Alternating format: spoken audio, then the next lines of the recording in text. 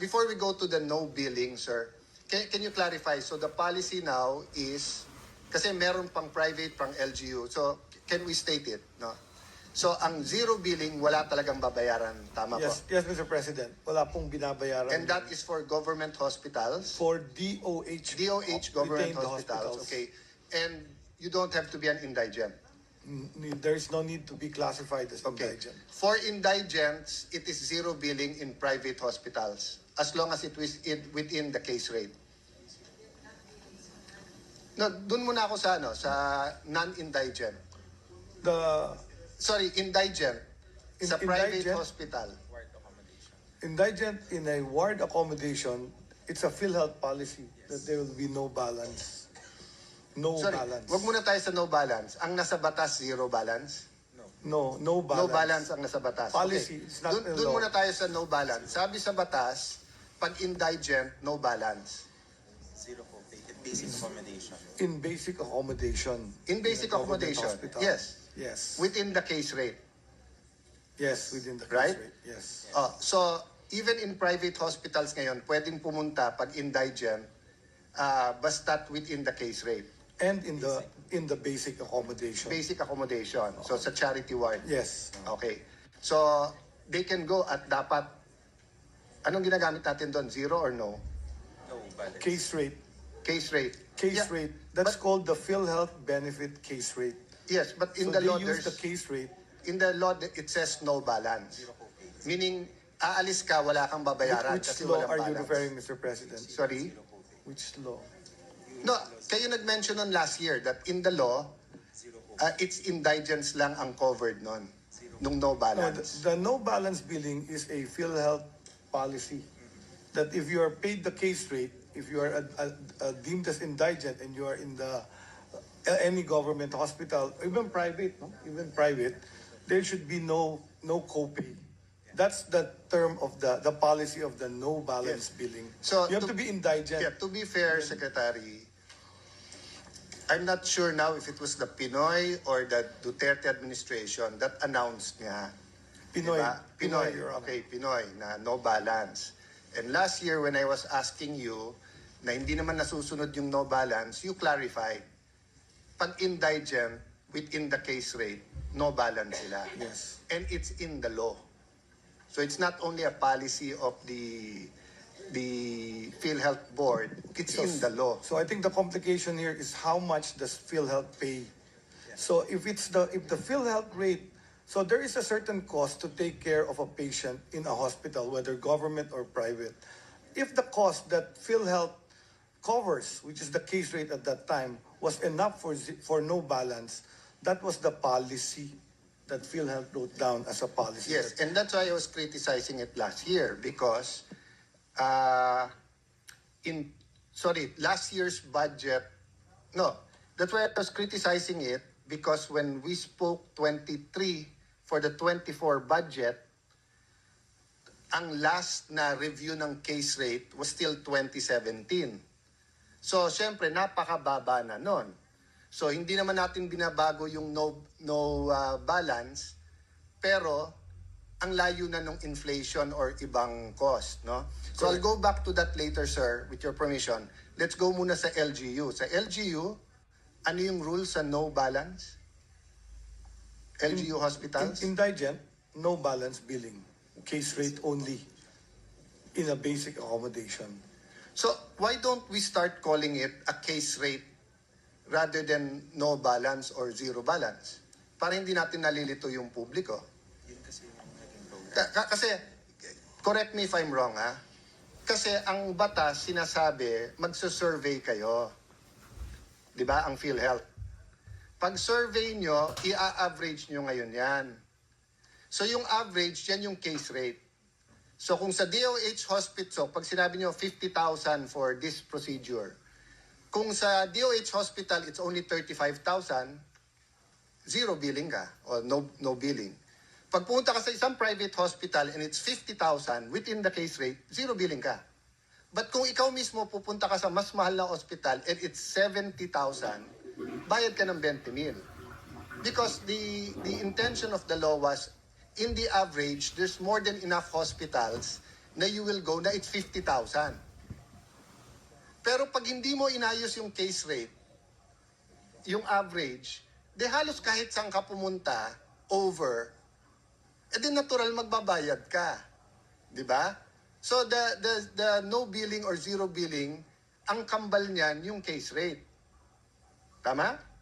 Correct. Okay. Ang problema, because of the scandal, etc., and I knew, sir, wala ka pa nun, yung presidente natin ng PhilHealth, ang ginawa niyong remedyo na lang, quick, 2024, is you just had a order na 30% na lang increase sa lahat. Tama po? 30% plus another 50% increase in case Yes. rate. So the total increase as of 20 today is 80%. Yes, 30% nung 2024, and then nagsunod nga, same year, another 50%. Okay? Correct. That's correct. Matatapos na yung 2025. Ba't hindi kayo nagsasurvey? Ongoing, there are how many thousand case rates? There are so many thousand case rates. So the case rate was across the board, but we are increasing a lot of rates that have now really gone beyond zero balance. For example, dialysis. It used to be 2,500. We increased it to 6,350. And dialysis patients are not paying any more additional, even in the private dialysis center. Heart attack, we also increased it from a measly 75,000. We increased it to about 500,000 plus. I acknowledge that. I Even acknowledge- GP drivers are treated in private hospitals for... I acknowledge yung coronary artery bypass graft surgery is 660 until 960,000. Philippine Heart Center, it's 550,000. Makati Med, it's 550 to 900,000. May sobra pa ng 6,000 and world-class ang Makati Med. I acknowledge that. I acknowledge dialysis, ganun din, di ba? But ang point is not that, I tell my staff, huwag kayong pumunta sa akin at sasabihin nyo, sa major subjects, 90 kayo lahat, pero sa isang subject, 70 ka. We're talking about our healthcare system eh. And that's why you're supposed to have periodic surveys. But nowadays with digital, and because you regulate hospitals, you cannot send to all the hospitals one piece of paper, or you cannot send a iPad na sasagutin nila, then they give it to you at sasagutin? For your information, the PhilHealth is currently doing what's called shadow billing for the diagnosis-related groups. Sir, you're not because we're going to answering my change- questions eh. Nandun ako sa inyong survey sa case rate para The malaman survey nyo. is the shadow billing of how much each case costs currently in several hospitals. And how I think long- 160 Yes, hospitals. it's November. PhilHealth is doing It's this. November now. Taguig has 1.3 million residents. We have about 160 to 180,000 households. Every quarter, we do a survey with 200 questions at least per household. Every quarter. It's November now.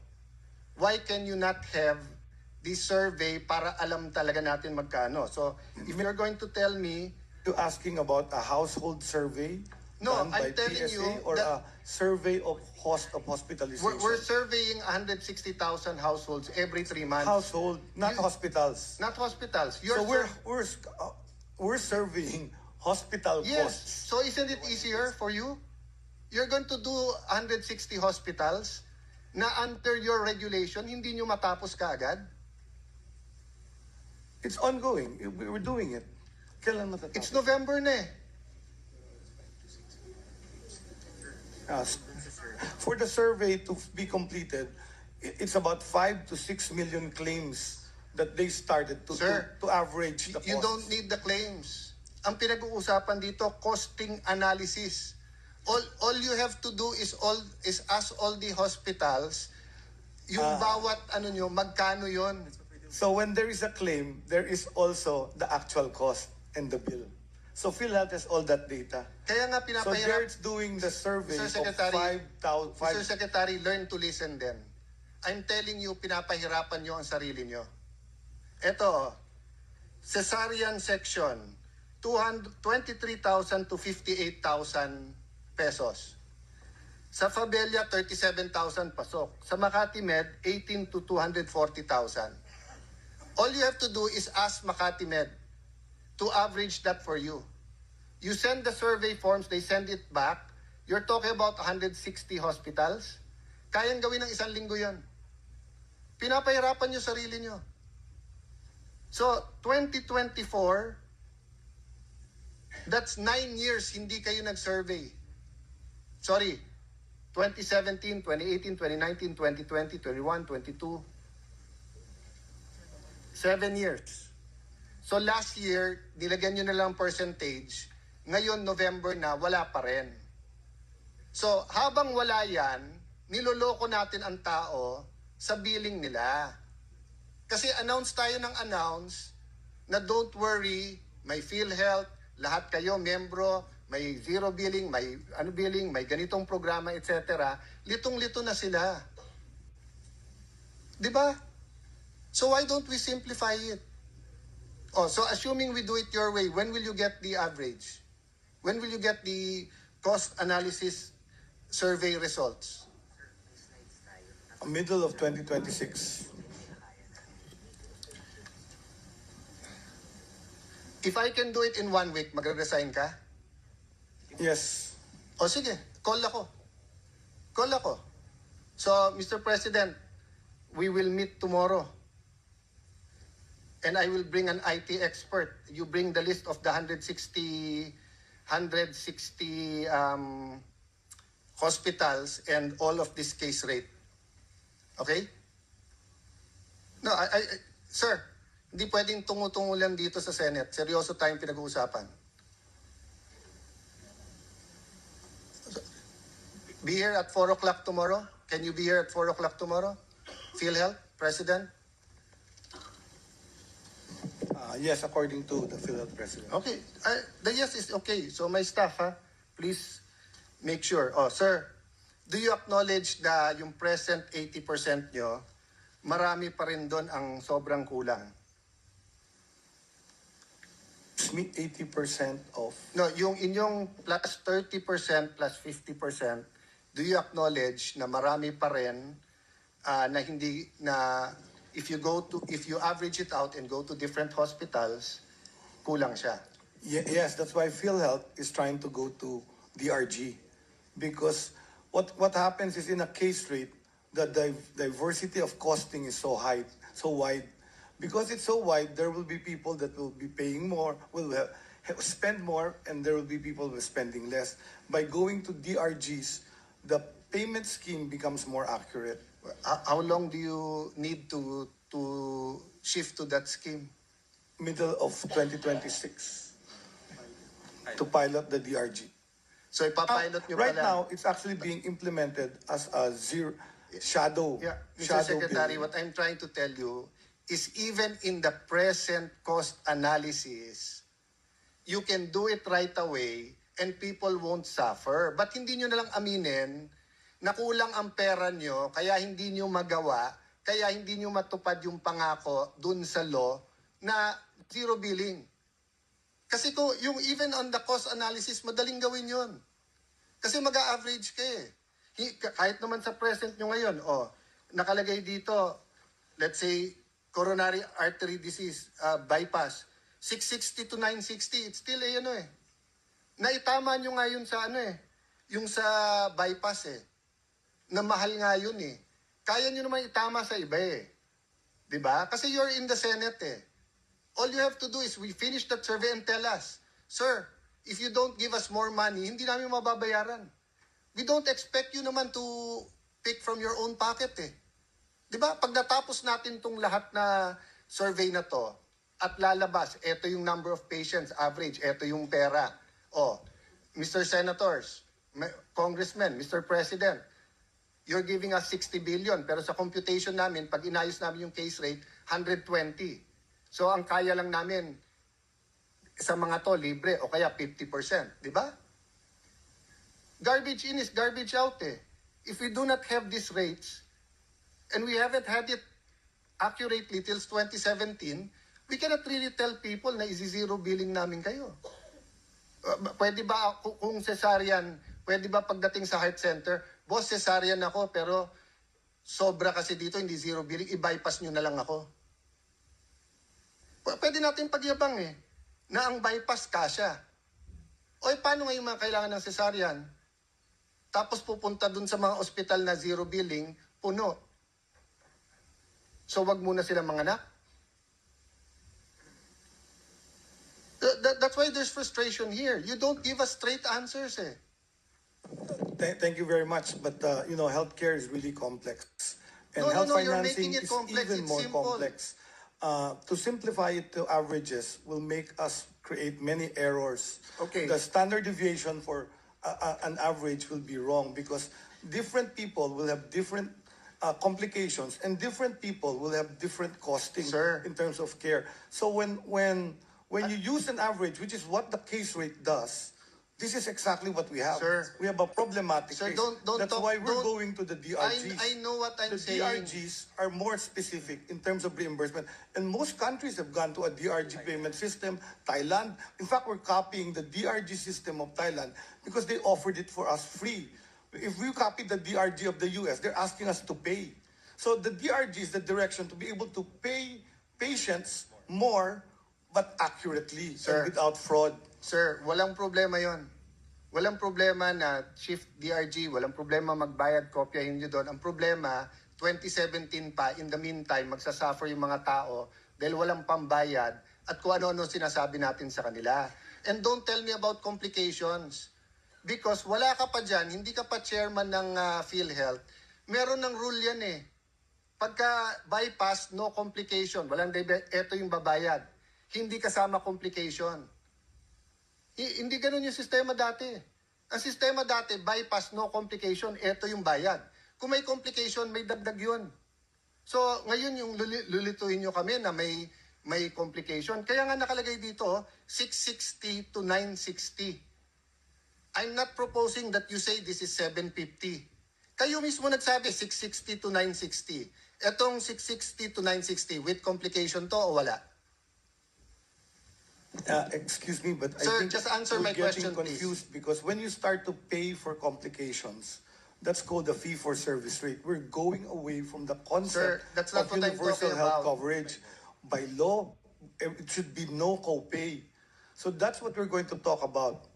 Should there be an amount of copay, and should the copay disappear?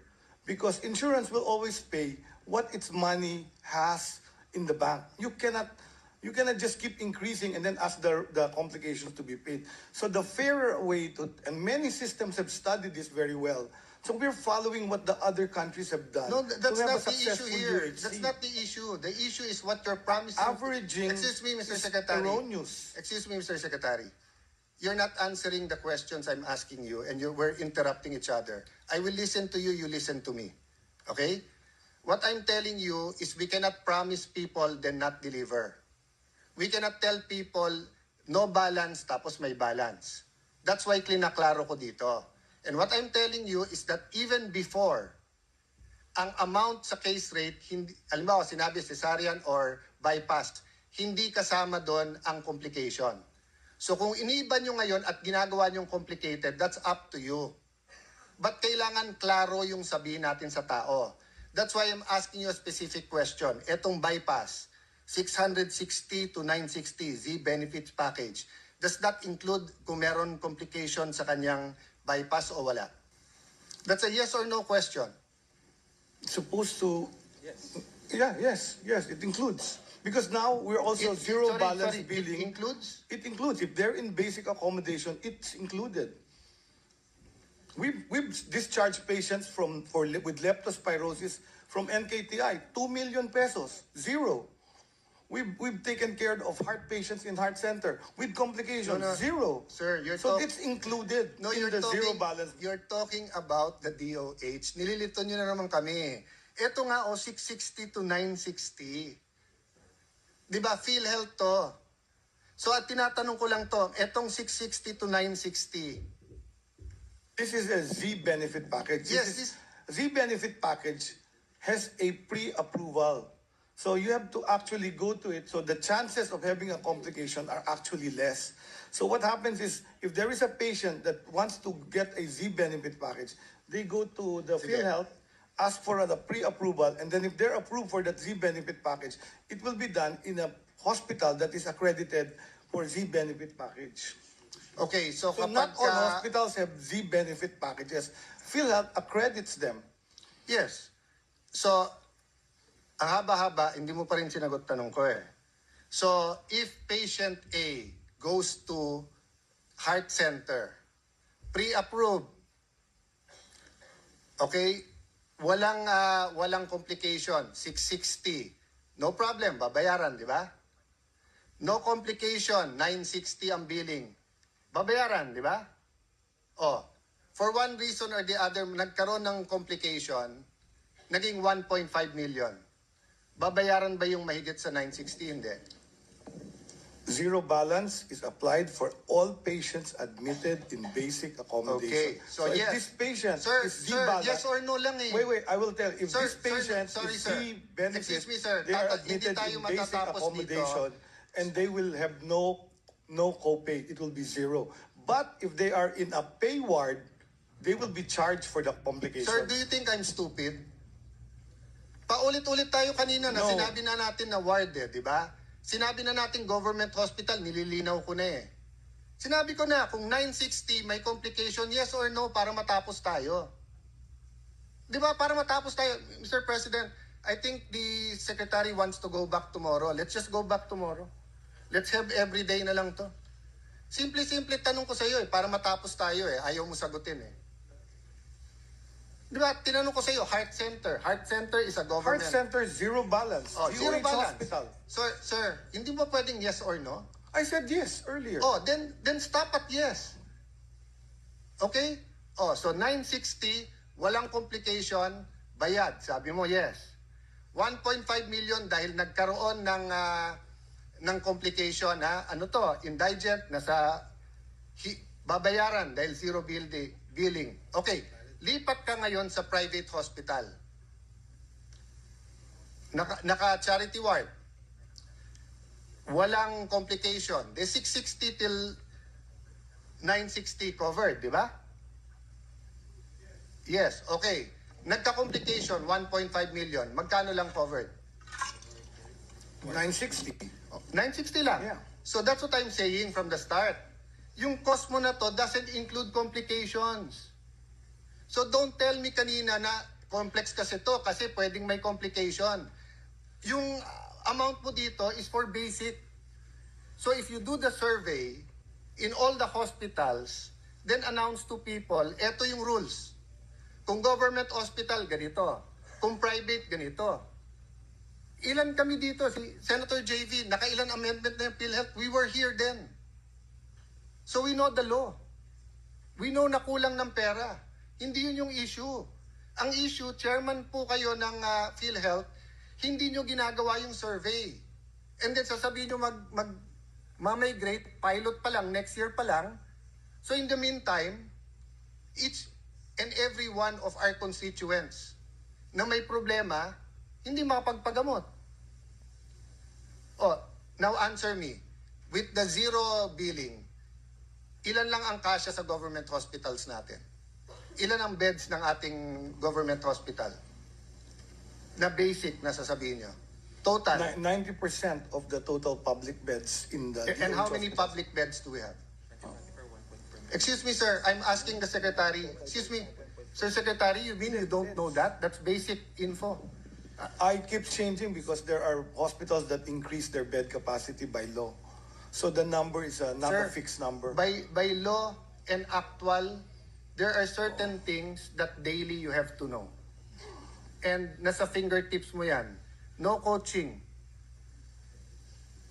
I am testing the secretary precisely because I want to know if he's diligent on this or not. You don't have to give me the exact. You can give me a ballpark. Oh, so more or less, ilan ang bed capacity natin? Sir, Mr. Sergeant of Arms, pakitanggal yung naka-black na jacket. Sinabi ko na no coaching eh. Please leave the room. One